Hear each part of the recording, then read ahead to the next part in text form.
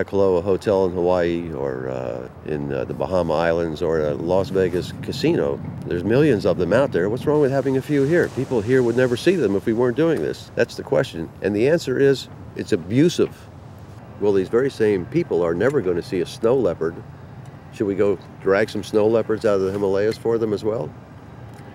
I think if you want to see Grand Canyon, you have to go see Grand Canyon. That's how it works. That's how it should work with these dolphins and whales.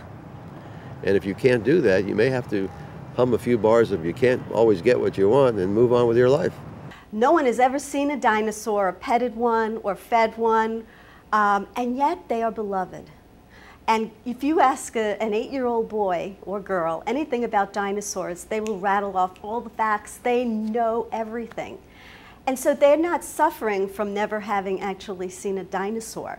And they won't suffer from never actually seeing these large animals in captivity. In fact, I think that you can make an argument that what seeing an animal like that in captivity tells a child is something that is anti-conservation. That, look, we can control these animals, we can take them out of their natural environment.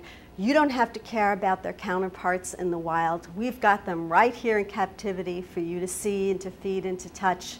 So don't worry about it, they'll always be there. With enforcement of the dolphin swim programs now in the hands of APHIS, the situation has gotten far worse than before. Right now in the U.S. there are no regulations that even govern how they should be run. They are dangerous to the animals, they are dangerous to people, they put an enormous amount of stress on the animals, and people have been injured in these programs. But stress is not the only problem the swim program dolphins face. Dr. John Hall. There's a relatively short window of their overall life between the age of about 2 and the age of about 7 when they may, depending on their personality, be suitable for swim-with programs.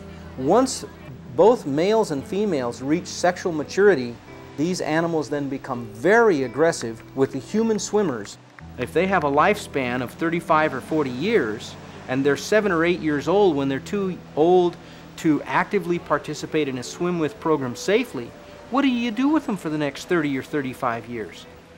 Prior to the transfer of jurisdiction from NMFS to APHIS, facilities were required to file reports of injuries to people by aggressive dolphins in these swim programs.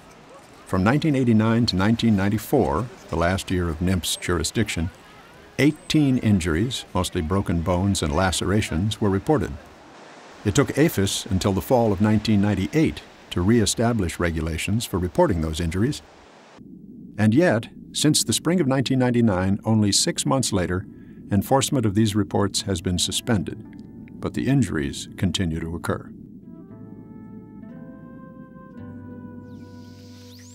To adapt to a life in the ocean, where the world becomes pitch black only a few hundred feet below the surface, dolphins have evolved a form of biosonar far more sophisticated than any device yet conceived by humans. And as their vision in and out of water is nearly as good as our own, it would be difficult to attribute the many injuries suffered by swim-with participants as accidents or misjudgments on the part of the dolphins. Case in point, January 1st, 2008, at the Dolphin Academy on the Caribbean island of Curaçao, a single dolphin leaping over a bar suddenly turned sideways, crashing into 3 swim-with participants, one of them requiring hospitalization. It was reported that park officials unsuccessfully attempted to confiscate all photos and video, later denying it, and claiming the incident to be a miscalculation on the part of the dolphin. The ability of the Alliance of Marine Mammal Parks and Aquariums and other industry representatives to influence congressional action has virtually deregulated the display industry. Whales and dolphins, which before belonged to the American people in trust, are now for all intents and purposes the property of the parks themselves, to do with as they wish. To the paying public, life for captive dolphins and whales seems pleasant enough, almost luxurious by contrast to the harsh ocean environment. But the most revealing statistics deal with longevity, how long these animals live in captivity as compared to the wild, and these statistics are difficult to dispute.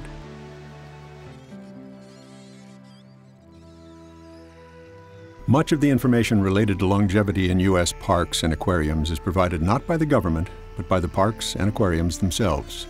Yet, even this compromised data, coupled with independent monitoring over the years, give a clear picture of just how serious this problem is. Male killer whales, for example, have an estimated maximum life expectancy of 50 to 60 years in the wild. Females, 80 to 90 years. Of the 140 killer whales taken from the wild from marine parks and aquariums since the early 1960s, 90% are dead. Of those dead, none lived past their early 30s, and most died by their late teens or early 20s. The oldest living killer whales currently in captivity are two females in their mid-40s, and although considered ancient by display industry standards, in the wild, they would be in the prime of their lives. But statistics on how long killer whales, for example, live in captivity as opposed to the wild are vehemently disputed by marine park officials. I think the objections start with the fact that when you have somebody just flashing figures out to prove a point and the figures are wrong and no one is around that does the good science or the good work to refute them, then it becomes a believable item. And we just don't make these things up. You know, we don't sit at SeaWorld and say, oh, well, they only live this long. I mean, this is done by the studies that we do, the studies that are going in the wild and the things that mesh. I mean, the males really and literally, according to the most current literature that's out, don't live past 30. And the females maybe 35, 40. If SeaWorld's claim that whales live 25 to 30 years is true, that's just an if it's true, then not only is half the population we have now well past that, they must be dead already, or they must be going to die in the next few moments. We're going to have a catastrophic die-off if what they say is true. And it's not happening. They're still having babies at age 40. While SeaWorld claims to educate the public on the lifespan of captive killer whales, they were the first to ignore the 1990 study from the International Whaling Commission, the IWC, where American and Canadian fisheries researchers concluded that based on studying nearly 250 juveniles and adults, survival of wild killer whales was significantly higher than in captivity. Years later, their colleague, Graham Ellis, wrote, "There has been no change in the statistics since 1995. The IWC report also published results of a 14-year study citing an average lifespan for male killer whales at 30 years, with a maximum lifespan estimated at between 40 to 60 years. The average lifespan for females was 50 years, with a maximum estimated between 80 and 90 years.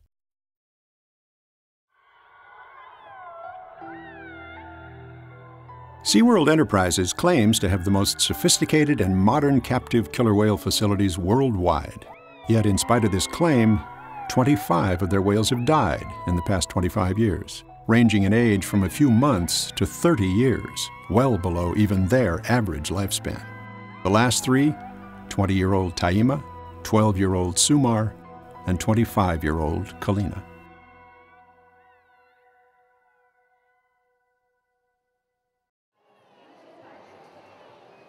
And what about the quality of life for these animals? No matter how hard marine parks or aquariums try, they cannot meet in captivity the physical and mental requirements of these animals in the wild. We just don't have enough money to build facilities which are big enough to let these animals really roam as they would in the wild. And so we put them in noisy, artificially constrained environments and then ask them to perform the same show over and over and over. In my opinion, it's a recipe for disaster. Dolphins and whales do not belong in captivity. There is no possible way that one can provide for them in captivity. Their natural behavior involves complex social interactions with large groups of animals. It involves traveling to different places with their companions. It involves developing cultural traditions and exploring, and all of that is taken away in captivity. Their entire social system is disrupted in captivity, putting strangers together and separating them and moving them to another park. All of that disruption creates patterns that are completely abnormal. These factors came to a head at SeaWorld San Diego on August 21, 1989, when an incident between two killer whales, Corky and Condu, resulted in Condu's death. Apparently, there had been some tension between these two females for a number of weeks and days preceding the incident, but the show must go on. In fact, at the very beginning of the show, so the audience was all watching, the tension just broke, and Condu rammed Corky, and the blow was so hard that she broke her jaw and she severed an artery, and she proceeded to bleed to death in about 45 minutes right in front of all of these people. They were from two different populations. There was some tension there that was simply completely artificial. It never would have existed in the wild. All of the stress from an artificial environment has resulted in dozens of serious injuries to trainers as well. One of the worst occurring at SeaWorld San Diego on November 21, 1987. In this amateur video, SeaWorld trainer John Sillick is seen riding on the back of a killer whale when a second whale jumps out of the water and lands directly on top of him. Sillick's injuries were massive, yet he lived through the incident.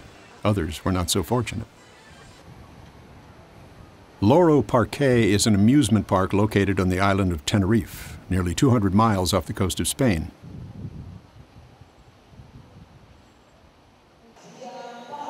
In its facility, 4 killer whales perform in a small concrete tank, all of them loaned to the park from SeaWorld.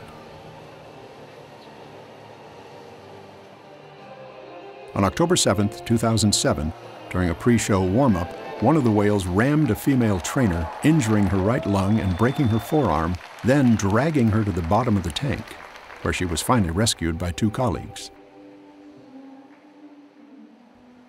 By all rights, this should have served as a warning to park officials with regard to trainer interactions in the water with these whales.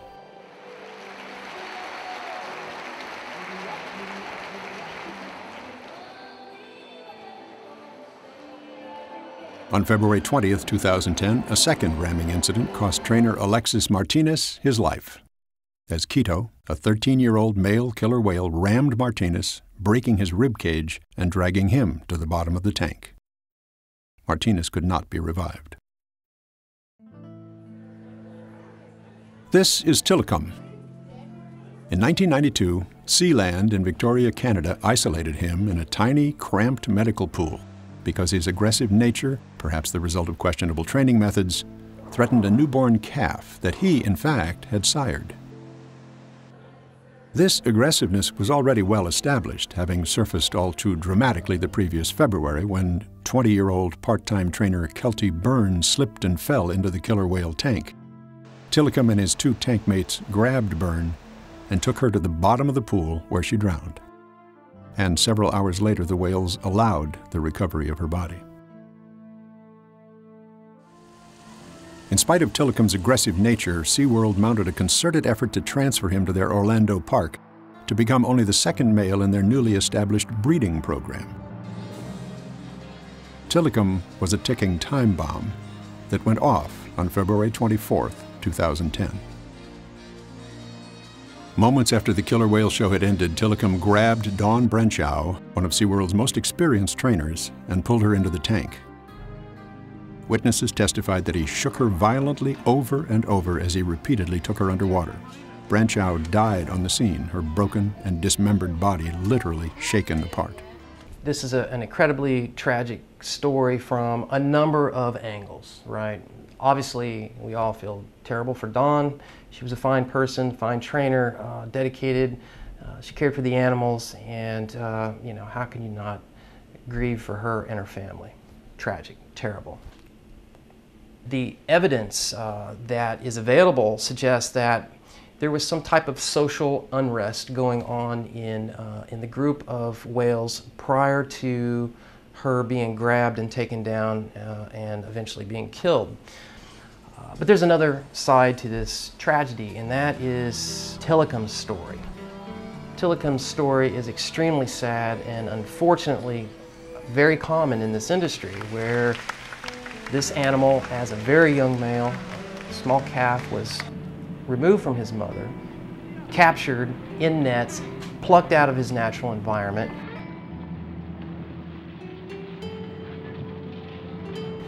taken to a holding facility in Canada.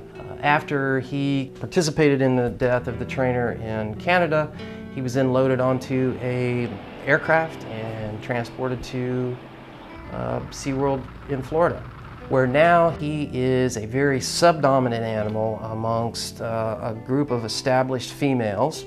No place to run, no place to hide, being chased, perhaps speaks an entirely different language or dialect of the same language, essentially is put into slave labor. And unfortunately, this is an all too common theme, common storyline with the animals at SeaWorld. I question the mental health of a lot of these captive marine mammals. After all, captivity changes them forever. Habitat dictates behavior. We never heard of an orca grabbing a person off the beach and pulling him underwater and drowning him like we have in captivity. This is bizarre. Many people have been hurt by these animals, and it's not their fault. It's what we're doing to them. In the wild, there has never been a single instance of an orca killing or seriously injuring a person. And that's not because people don't swim with them. People swim with them around the world. There are researchers who swim with them all the time.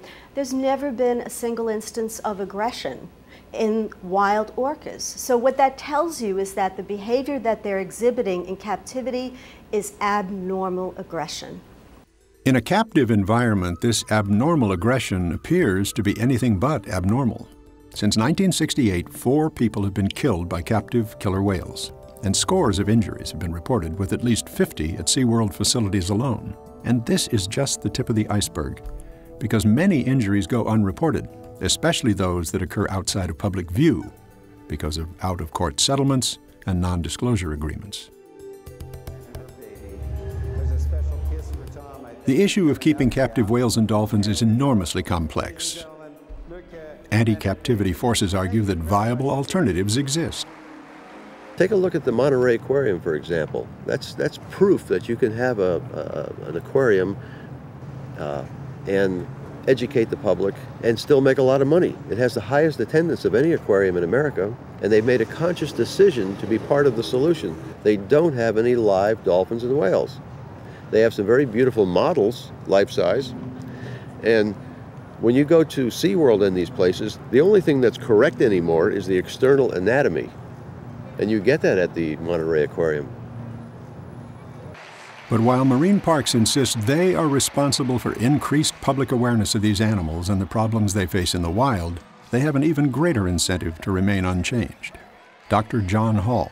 At one point in time, a former vice president of public relations, Jackie Hill, while a guest at my house in Alaska, told me that it was her understanding that SeaWorld considered that 70% of the total income to the parks was derived because they had killer whales in captivity, and that they considered maintaining killer whales in captivity and a reliable source of killer whales to replace those that died to be critical to the financial well-being of the parks.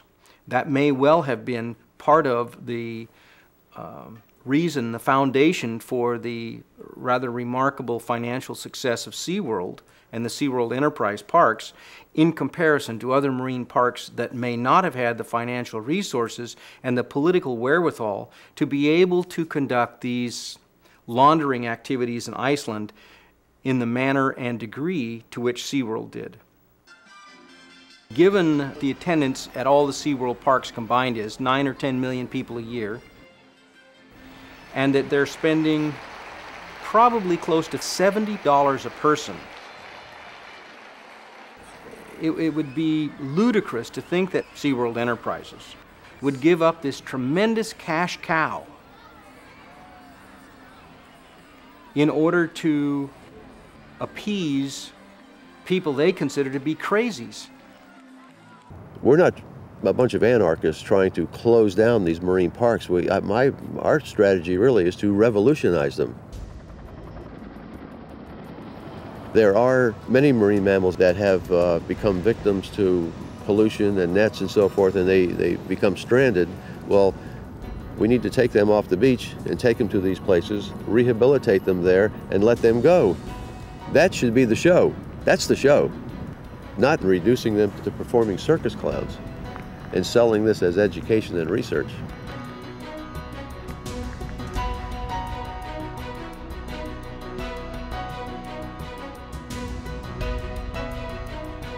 In January of '97, we got a call about a baby whale that was in distress in the Marina Channel, and we had very limited options on what we can do with this whale. SeaWorld at the time refused to send any help and said they wouldn't take her. Hundreds of people were lined up on these beaches looking at this whole event happening. And I think it was really the camera crews and the media attention that forced SeaWorld to say, well, if you guys could get her down here, we'll take her.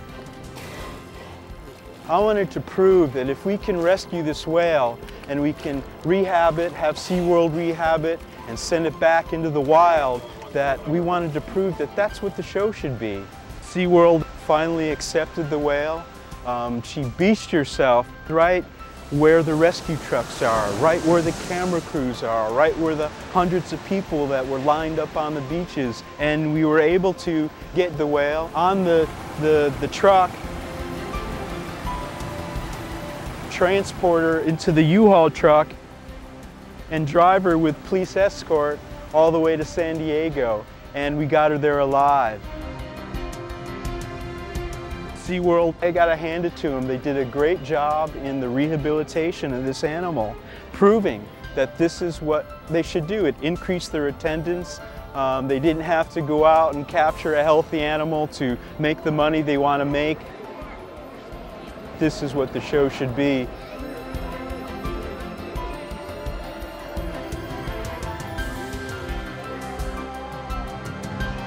Right now, JJ is swimming out there somewhere free, where she should be, and hopefully she's healthy. The captive dolphin and whale industry has been with us for over half a century, but the controversy surrounding its existence is a relatively new phenomenon. The issues are not likely to be resolved in the very near future, but the winds of change are blowing. Dr. Paul Spong. You have to realize that as we learn more about these animals, the whales and dolphins, the idea of keeping them confined in concrete tanks into the future makes absolutely no sense whatsoever. I think part of the answer has to be conduct some really well-formulated experiments to see how possible